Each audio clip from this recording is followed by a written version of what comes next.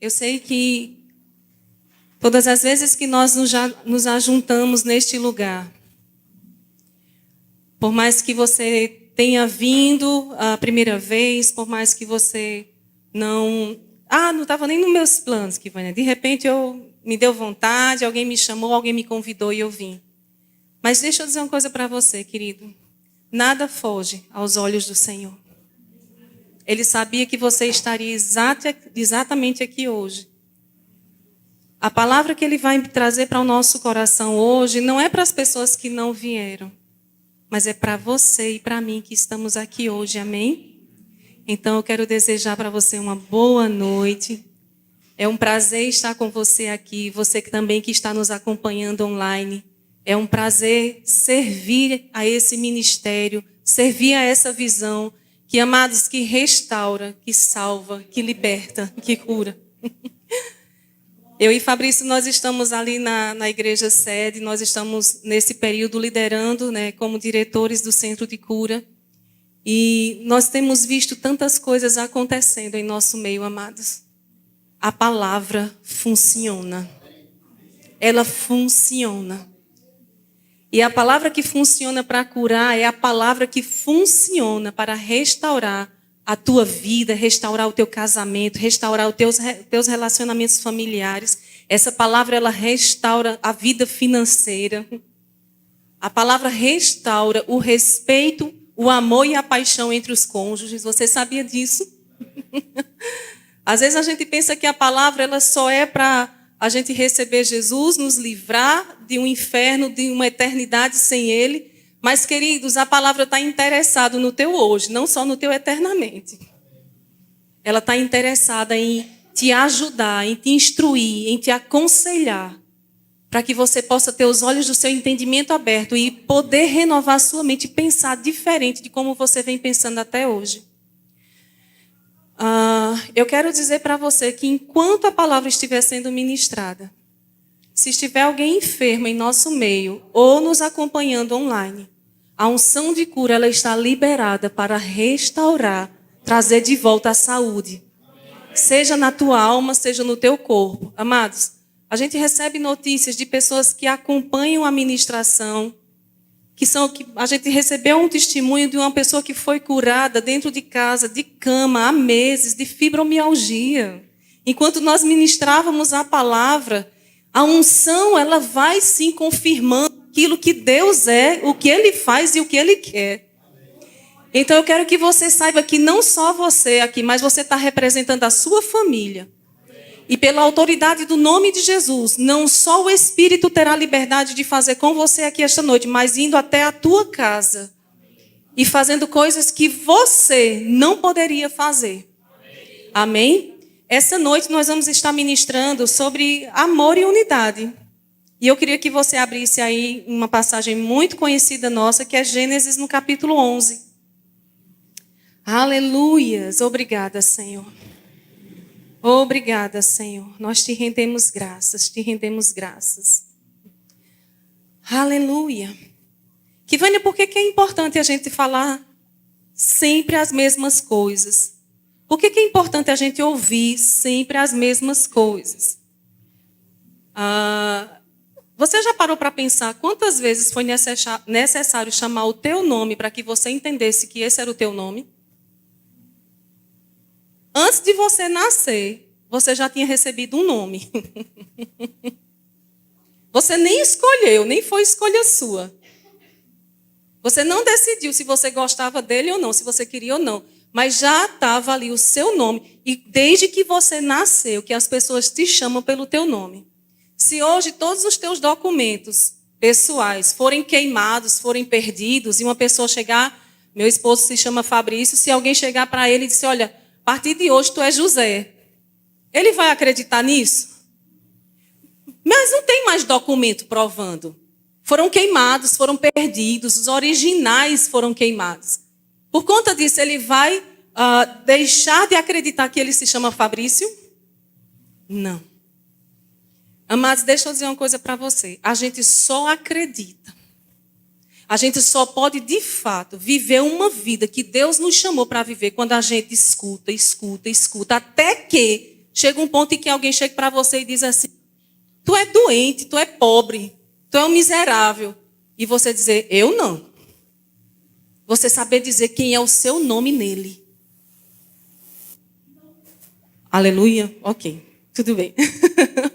Então, deixa eu dizer para você que tem coisas que nós vamos falar aqui que vai servir para alimentar a sua fé, mas para também regenerar, renovar, restaurar a sua mente pelo poder que há na palavra.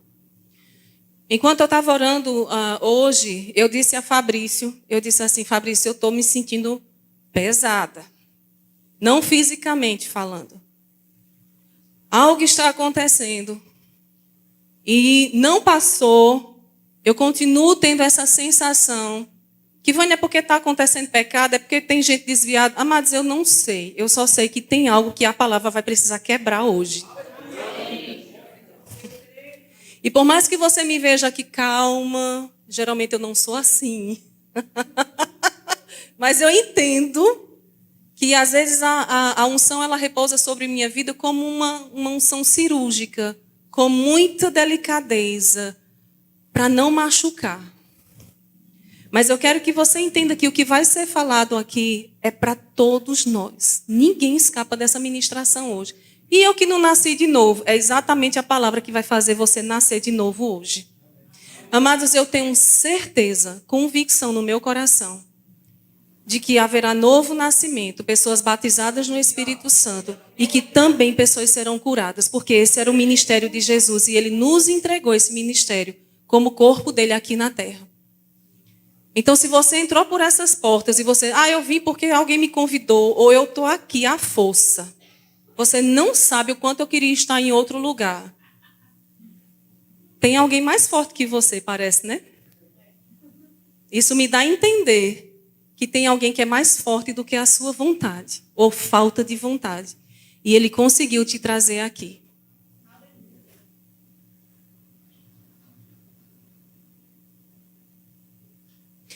Antes da gente iniciar Gênesis 11, eu quero declarar que sobre a tua vida,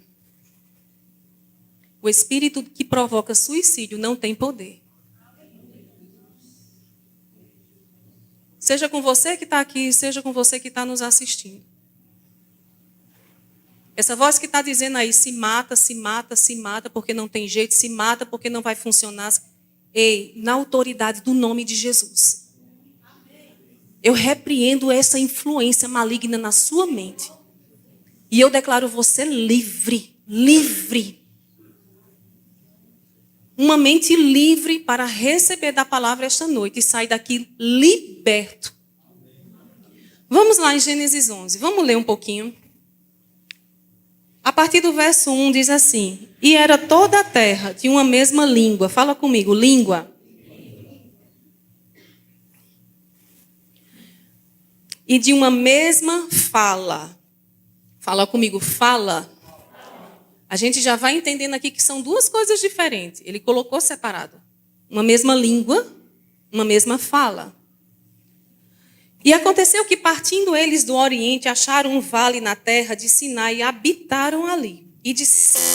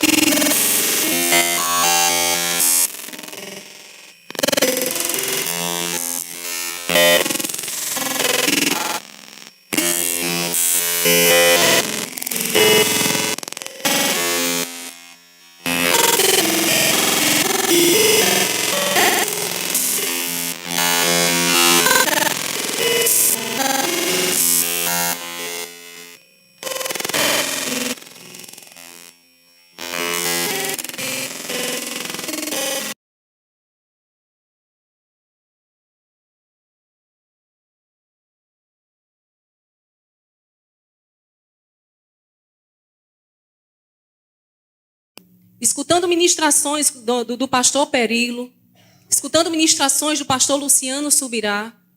E eu começo a perceber, amados, juntando o conhecimento de homens muito mais maduros do que eu, que já tem uma percepção de vida, maturidade em Deus, bem mais longa do que eu. E eu louvo a Deus por ter essas pessoas mais maduras do que eu, para nos ensinar o caminho que devemos andar pelo Espírito e pela palavra. E sabe, a gente começou a ouvir a palavra, e quando o Renato ele ministrava isso, ele dizia assim, olha, língua e fala não são a mesma coisa. E ele começou a pontuar dizendo que a língua é a linguagem. A fala é o som que nós damos a essa linguagem. Todos nós aqui, a não ser que você seja mudo, você não consiga falar, mas todos nós temos uma linguagem e nós temos uma fala. O versículo que o nosso pastor aqui mencionou de 1 Coríntios 1:10, eu quero que você deixe marcado aí, Gênesis 11, mas eu quero que você vá lá para 1 Coríntios 1:10. Aleluias. Glórias ao teu nome. Obrigada, Senhor, pela sua palavra, que nunca volta vazia. 1 Coríntios, no capítulo 1, no verso 10, diz assim a palavra: eu rogo-vos, irmãos, eu imploro, eu peço, pelo nome do Senhor Jesus Cristo, digam todo uma mesma coisa, e não haja entre vocês dissensões, antes sejais unidos em um mesmo sentido e um mesmo parecer. Olha como ele começa a dizer, eu rogo, eu peço, eu imploro a vocês, falam, digam a mesma coisa. Mas a gente só pode falar e dizer a mesma coisa se a gente tiver a mesma linguagem. E sabe, queridos, qual é a nossa linguagem? A linguagem do corpo de Cristo é a linguagem do amor e da fé. Se nós não temos essa linguagem de amor e de fé, nós não podemos andar unidos. Nós não podemos falar do mesmo jeito. E Kivânia, por que é tão importante a gente saber qual é a linguagem e o que eu devo falar? Porque, queridos, eu vou dizer uma coisa para você. Eu escuto muita gente. Muita gente. E eu consigo discernir, entender, quando as pessoas elas até têm uma linguagem da palavra. Elas até sabem o que está escrito, elas até sabem aonde está escrito, elas até sabem o que Deus tem para a vida delas, mas elas não conseguem falar como a palavra ensina. E eu quero dizer para você que esta noite o peso que eu estava sentindo, me parece que é exatamente por haver divisão da forma da linguagem e da forma de falar a respeito daquilo que Deus quer fazer neste lugar. Amados, nem toda a unidade vem de Deus. A gente viu isso em Gênesis 11. Mas sabe o que é que eu acho interessante? Se você for abrir a palavra, deixa eu ver aqui onde está, que eu não sou muito boa de decorar versículo. 1 Coríntios 1:10. Eu acho que é... Não, Gênesis 11. Aleluias. Aleluias. Isso, Mateus 12. Volta lá em Mateus, no capítulo 12. Tem algo muito interessante aqui, que Jesus ele deixou escrito para nós. Mateus, no capítulo 12, no verso 22, a partir do verso 22, diz assim: trouxeram-lhe então um endemoniado cego e mudo, e de tal modo curou que o cego e mudo falava e via. Toda a multidão se admirava e dizia: não é este o filho de Davi? Mas os fariseus, ouvindo isso, diziam: este não expulsa demônios, senão por Beelzebu, príncipe dos demônios. Jesus, porém, conhecendo os seus pensamentos, disse-lhes: todo reino dividido contra si mesmo é devastado. Toda cidade ou casa dividida contra si mesmo não subsistirá. E se Satanás expulsa Satanás, está dividido contra si mesmo, como subsistirá, pois, o seu reino? E se eu expulso demônios por Beelzebu, por quem os expulsam então os vossos filhos? Portanto, eles mesmos serão os vossos juízes. Mas se eu expulso os demônios pelo Espírito de Deus, é consequentemente chegado a vós o reino de Deus. Eu quero que você preste atenção nesse verso 25. Jesus, porém, conhecendo os seus pensamentos, diz: todo reino dividido contra si mesmo é devastado, e toda cidade ou casa dividida contra si mesma não subsistirá. O que é que Jesus está dizendo aqui? Que Satanás tem consciência disso. Agora, o interessante é que, no reino de Satanás, ele não usa da desunião, ele não usa da divisão, mas ele usa o reino dele para trazer desunião e divisão. Eu quero que você preste atenção nisso. Ele mesmo, no reino dele, ele não usa a divisão, porque ele tem consciência que um reino dividido não subsiste. O reino dele trabalha em unidade. É isso que eu quero dizer para você, que unidade não quer dizer que Deus está lá, não. A unidade vem de Deus quando lá está a palavra e o amor. Esse é o único tipo de unidade que vem com Deus, é credenciado pelo amor dele e pela sua palavra. Essa unidade que faz de tudo para destruir, causar dissensão, causar confusão, essa não é a unidade que vem de Deus. E Jesus, ele está dizendo o quê? Olha, se eu estou fazendo isso por Satanás, por Beelzebu, então em nome de quem os filhos de vocês estão fazendo isso? Eles também são? Mas deixa eu dizer uma coisa para você, amados. O próprio Jesus disse lá em João 13, ele diz assim: conhecerão que vocês são meus discípulos pelo amor que você tem uns aos outros entre vocês. Aí eu quero que você abra lá em 1 Coríntios, no capítulo 12. Aleluias. Eu escuto muito pessoas dizendo assim: ah, Kivânia, eu sou cabeça, não sou cauda.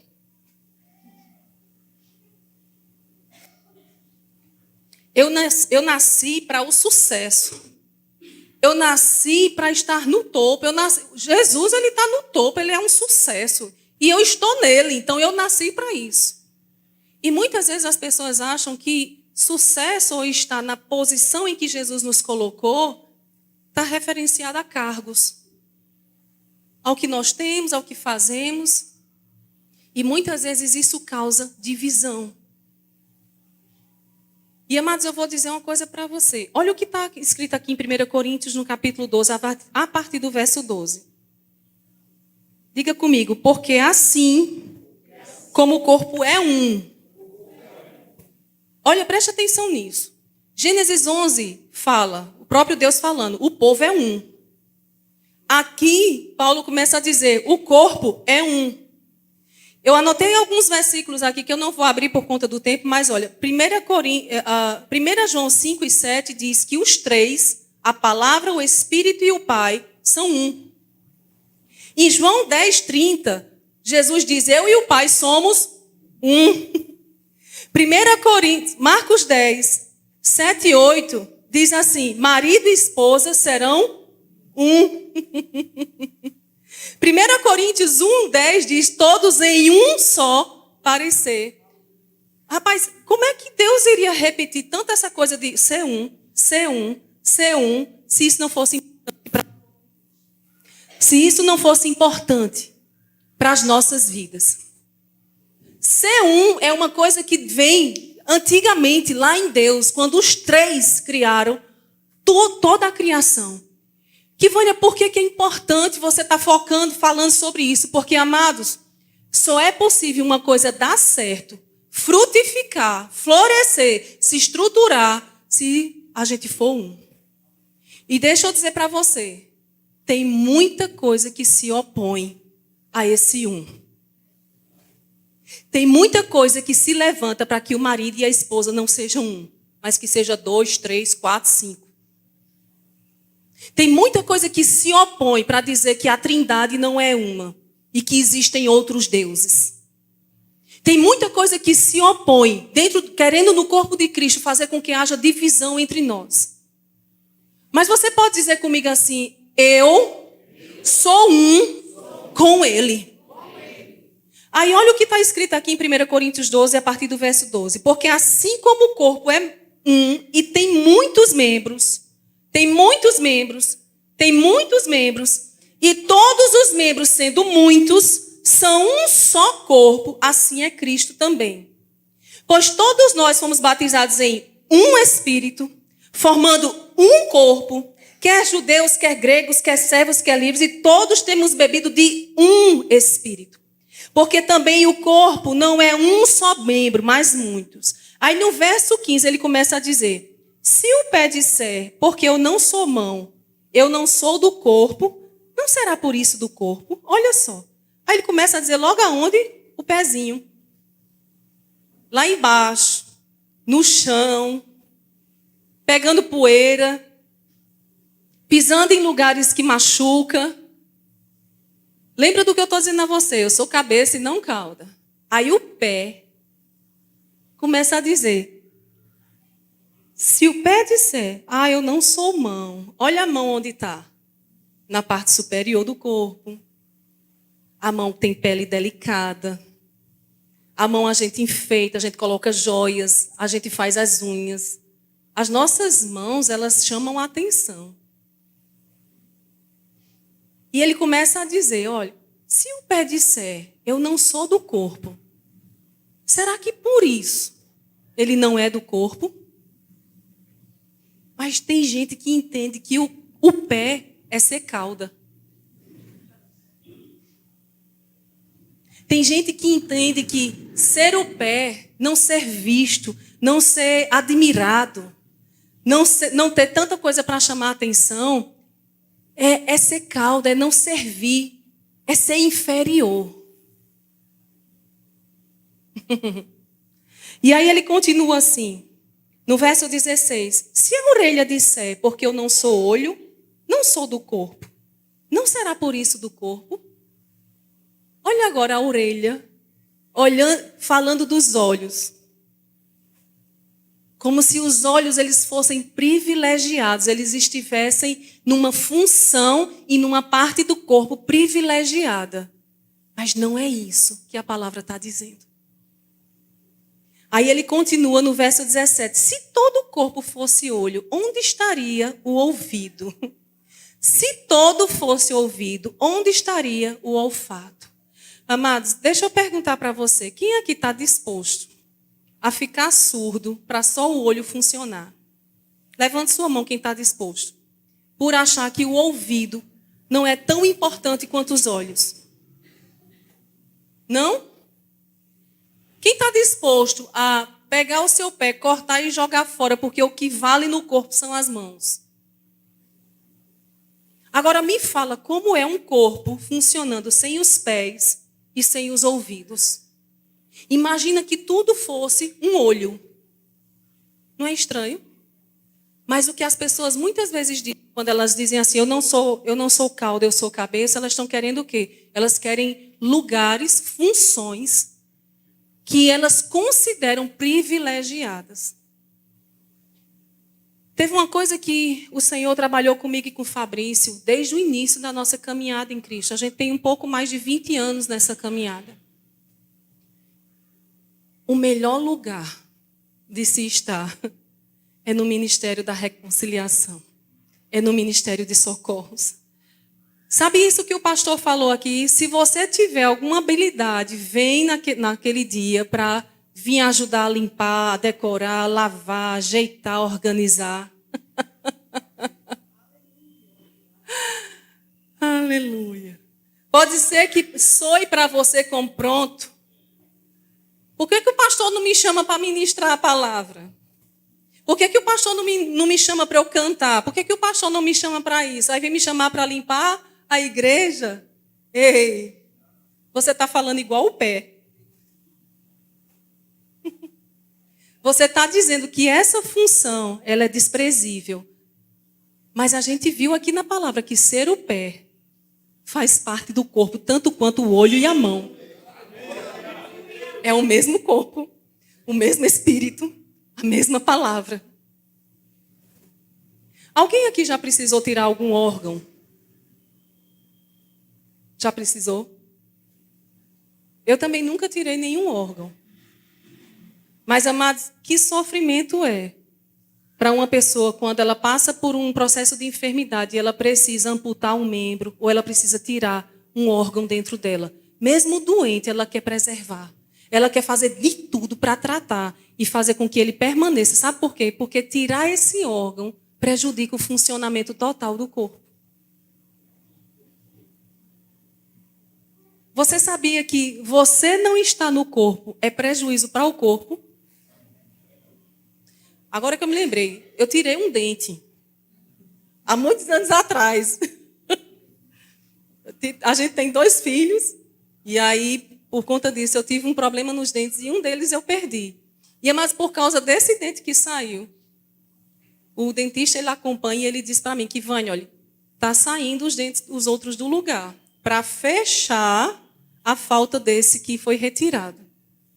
Mas você já viu como fica os dentes de uma pessoa quando um é retirado e não volta, não nasce, não volta à existência? Como prejudica o sorriso, como prejudica a dicção, prejudica muita coisa na fala, até na mastigação.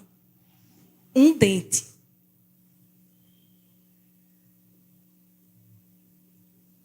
A gente entendeu que o Ministério de Socorros é a melhor coisa que existe. Certa vez, pastor Perillo, ele pregou algo que eu nunca esqueci.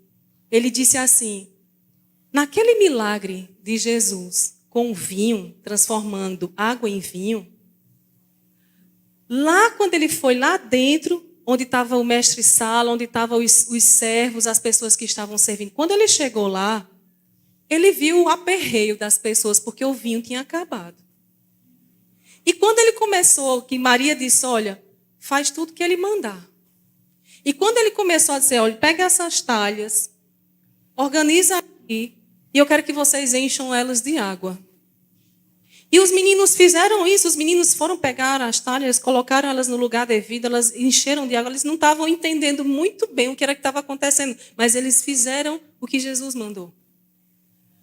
Quando eles foram servir o vinho, aquelas pessoas que experimentaram o vinho, elas não sabiam que aquilo era água. Sabe quem foi que viu verdadeiramente o milagre? O Ministério de Socorros, que estava lá dentro com Jesus.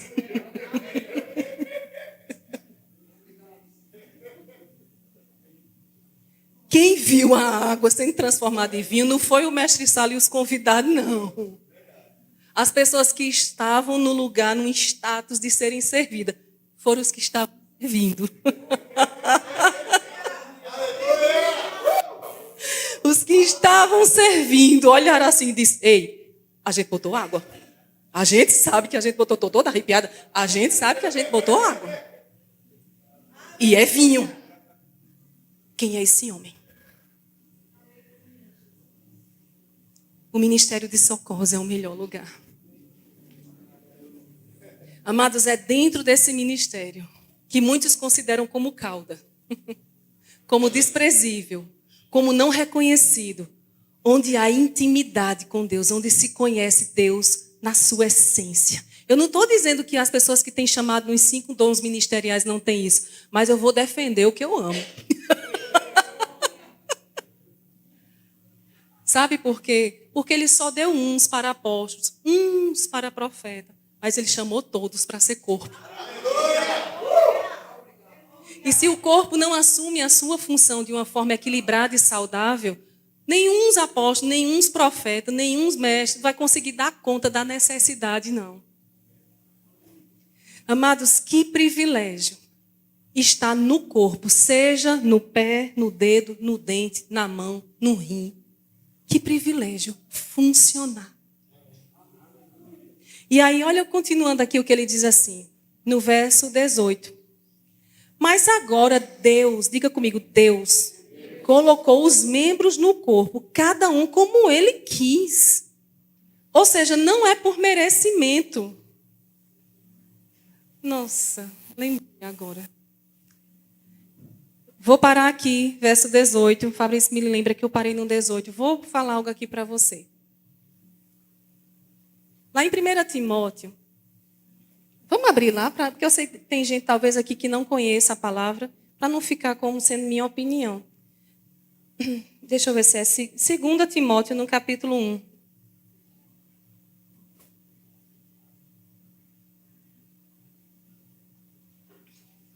Eita, meu Deus.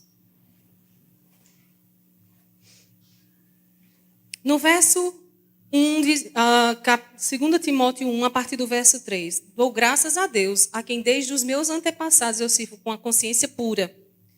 Porque sem cessar faço memória de ti nas minhas orações noite e dia, desejando muito ver-te, lembrando-me das tuas lágrimas para me encher de alegria. Olha o verso 5. Trazendo à memória a fé não fingida que em ti há, a qual habitou primeiro em tua avó Loide e em tua mãe Eunice, e eu estou certo de que também habita em ti.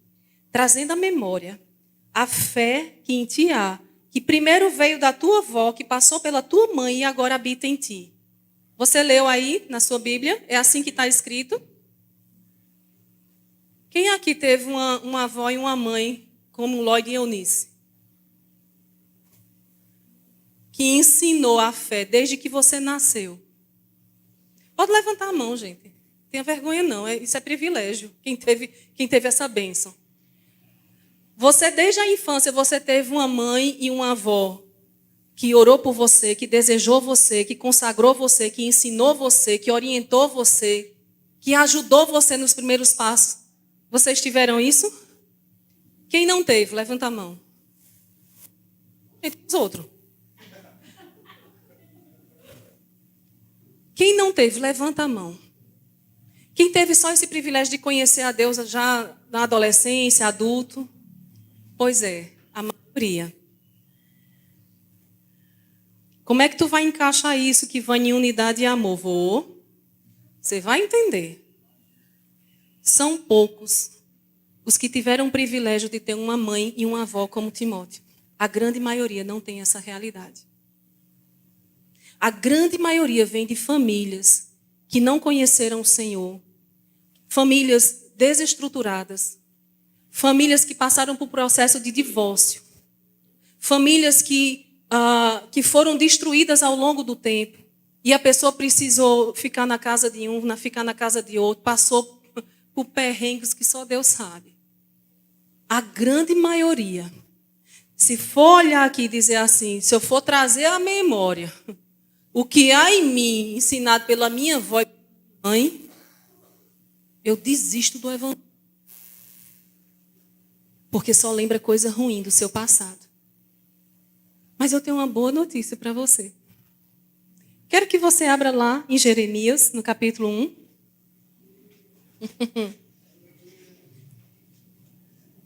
Aleluia.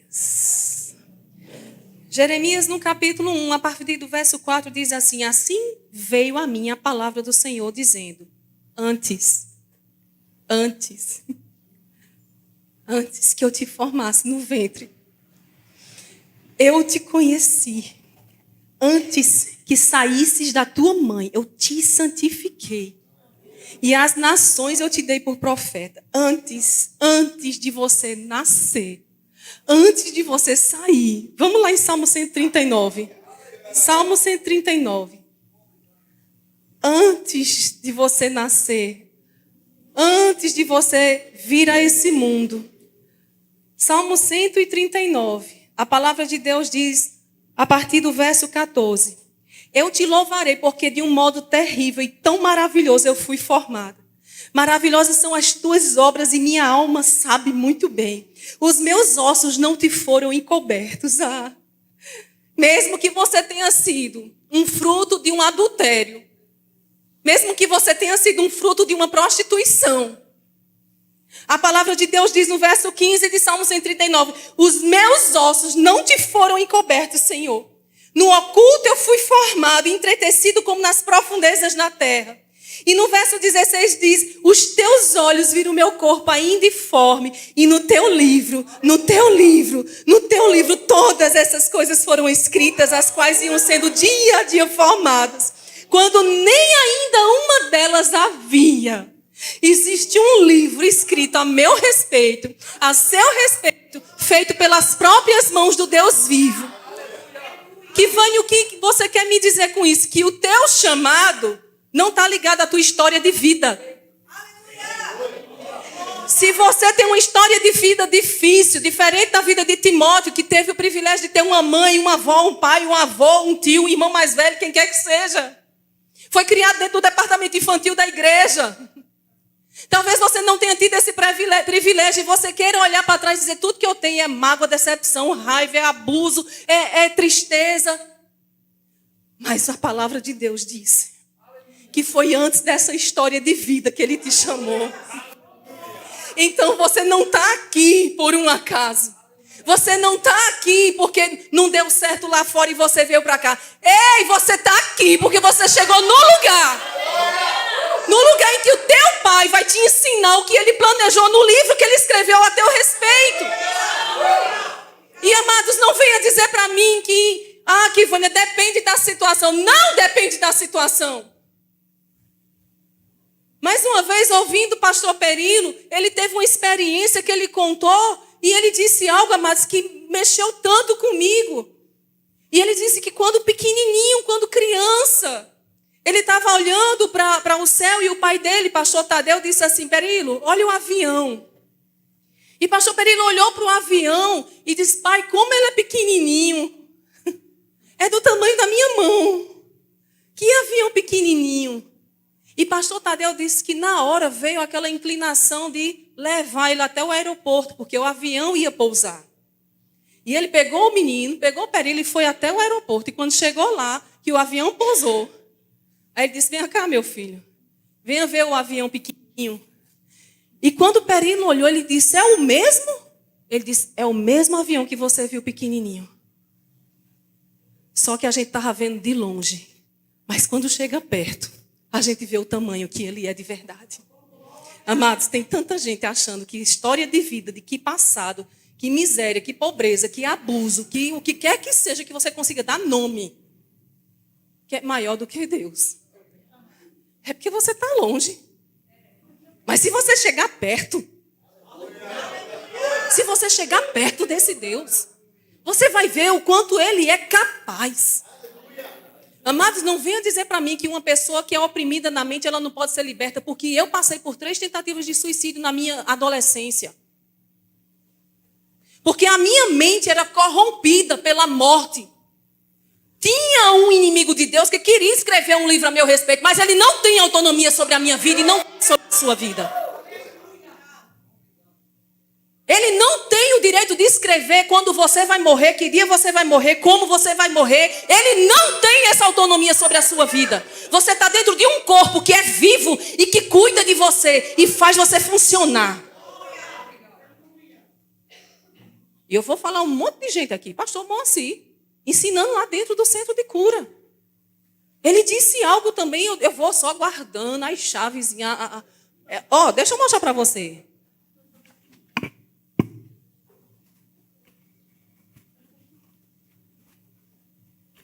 Você está vendo isso aqui?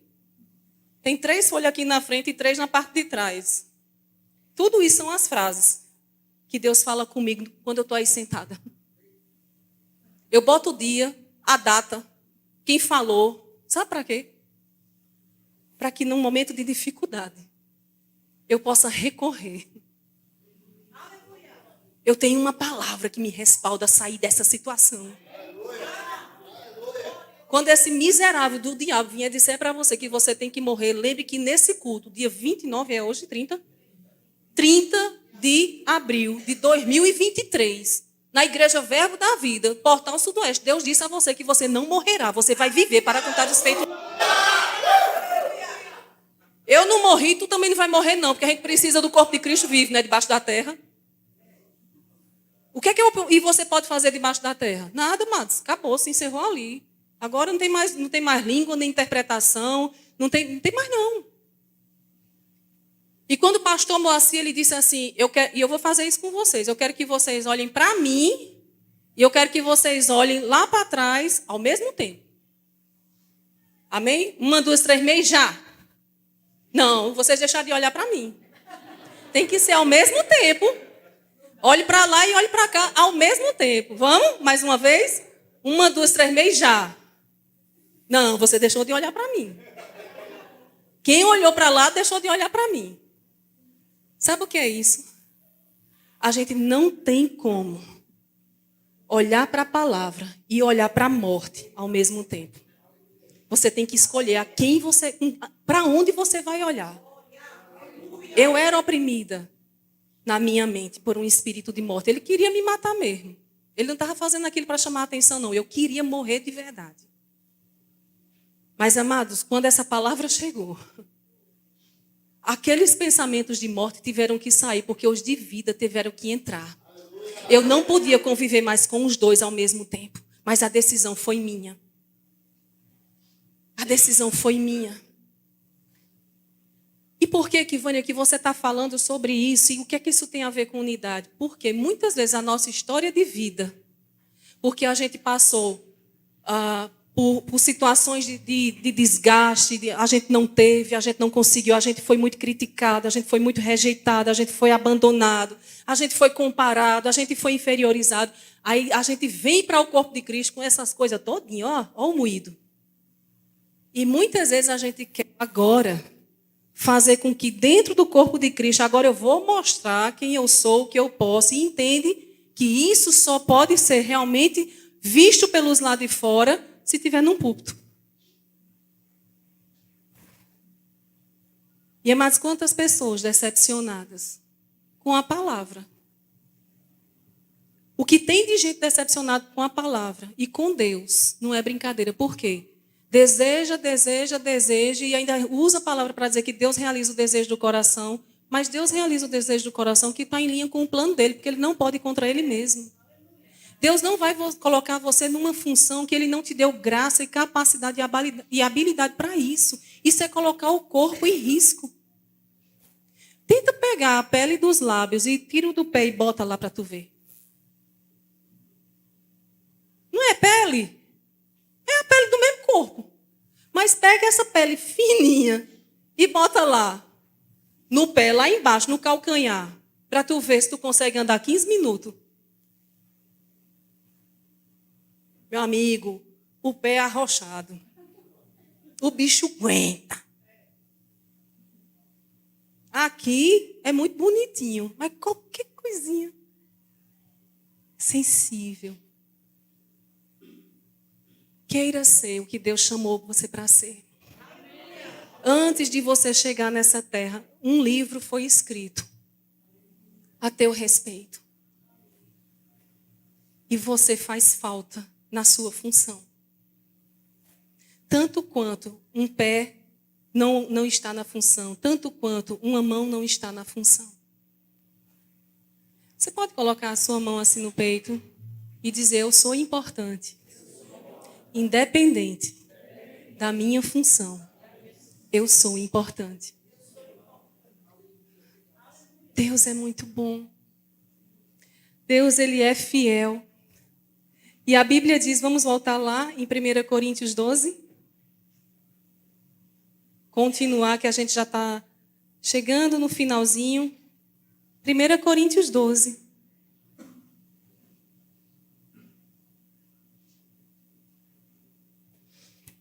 Aleluia.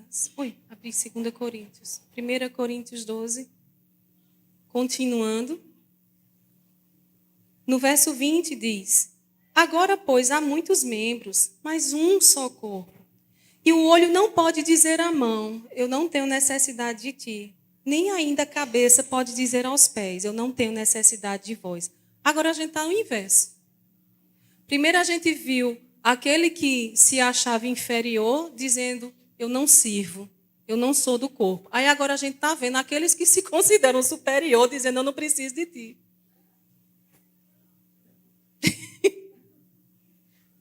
Agora me diz, para onde o olho vai se não for o pé?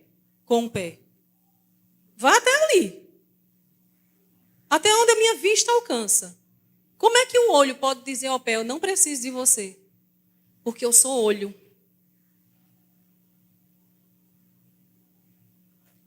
Continua. E o olho não pode dizer à mão: não tenho necessidade de ti. Nem ainda a cabeça aos pés: eu não tenho necessidade de vocês.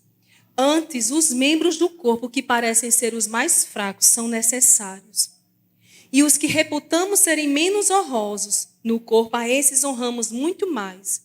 E aos que em nós são menos decorosos, damos muito mais honra. Olha só, que coisa maravilhosa. ele começa a dizer, olha, nem no corpo de Cristo nem funciona inferioridade e nem superioridade. Essa é a linguagem do mundo. Não é a linguagem do amor. Não é a linguagem da fé. É a linguagem que o mundo usa para se sobressair, para chamar atenção para si. Amados, você já parou para pensar nesse símbolo que a gente tem aqui? Você já viu onde é que está o farol, a luz? Você já parou para pensar? Você viu quem é que está no centro disso? É o Espírito Santo. Isso aqui é a palavra. Você sabe o que é isso aqui? Está escrito lá em João 1. Ele é o verbo. Ele se fez carne. Tudo nessa igreja aponta para Cristo. Não aponta para pastor, para profeta, para músico. Não, está aqui. Essa aqui é a nossa identidade. É a nossa identidade. Você não vai ver aqui uma foto do pastor, não. Pode ser em algum momento, né, para honrar um aniversário, alguma coisa desse tipo, colocar, decorar a igreja. Mas, amados, essa igreja tem um dono. Ela tem um dono. E eu sei que muitas coisas que estão no mundo estão tentando entrar, e infelizmente em alguns lugares já entrou, na igreja, e principalmente por causa das redes sociais. O que tem de pessoas que começaram sua caminhada no Senhor, começaram a abandonar as coisas da velha criatura, e por conta de rede social, por causa de distração, por começar a se comparar, começar a olhar a vida de fulano, a vida de ciclano, começa a ter raiva da própria vida, fica insatisfeito com Deus, porque a primeira coisa que diz é, eu estou aqui servindo a Deus, e olha a minha vida. Agora fulano, que não está nem aí, olha como ele está. A gente escuta isso direto, né, Fabrício, no centro de cura. Pessoas que chegam a adoecer porque se decepcionam com Deus. E, amados, não foi para isso que eu e você fomos chamados. Eu quero que você entenda que a partir do momento que Paulo diz assim, sede, pois, imitadores de Cristo. Sede, pois, imitadores de Cristo. Ele já está dizendo que nós somos influenciáveis. E quem disse isso foi o pastor Tiago. A gente não vai decidir se a gente vai ser influenciado ou não. A gente só pode decidir quem vai nos influenciar. Mas nós somos influenciáveis. Hoje de manhã, Camila ministrando a palavra lá na sede, ela disse assim, ela leu um salmo, eu não sei se é 135 ou 35, eu vou finalizar com isso. Abre lá, por favor. Mas, Ivânia, tu falaste de um bocado de gente, né? É, porque a gente tem que escutar, aprender. Aleluia. Salmo 135. A partir do verso 15 diz assim, os ídolos das nações são prata e ouro, obra das mãos dos homens.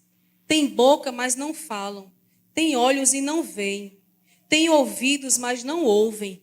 Nem há respiro algum na sua boca. Semelhantes a eles se tornem os que os fazem, todos os que confiam nele. E ela estava ministrando sobre a adoração. E, amados, tudo aquilo que assume o lugar de Deus na nossa vida se torna Deus para a gente. E muitas pessoas estão insatisfeitas no seu funcionamento dentro do corpo de Cristo porque elas começam a se comparar. Elas começam a observar a vida de um, a vida de outro, o que um tem, o que o outro conseguiu, o que o outro alcançou. Mas deixa eu dizer uma coisa para você. Você não precisa olhar para o seu irmão e querer desejar ter a vida dele. Olha para o Senhor, porque você vai se tornar semelhante a Ele. Deixa Ele ser o alvo da tua vida, do teu olhar, da tua adoração. Você pode dizer assim para você, a palavra funciona em mim. Você não é semelhante a esses deuses, a esses ídolos. Lembra que a grande parte do que acontece na rede social é influenciado por deuses pagãos.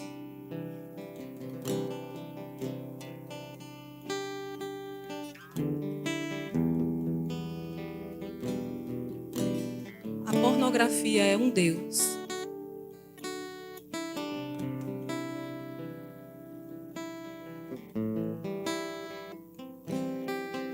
A pornografia é um deus.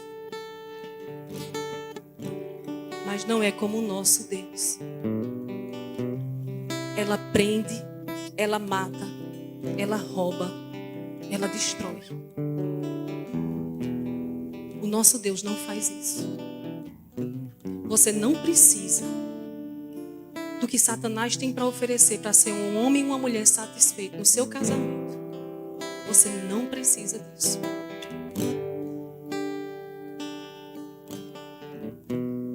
Você não precisa dos recursos do mundo para ser uma pessoa feliz e satisfeita. Você não precisa. Fecha os teus olhos nesse momento. Obrigada, Senhor. Nós louvamos e agradecemos pela sua palavra desta noite. Obrigada pelo Espírito do Senhor neste momento. Aconselhando, conversando, convencendo, orientando. Obrigada, Pai. Obrigada.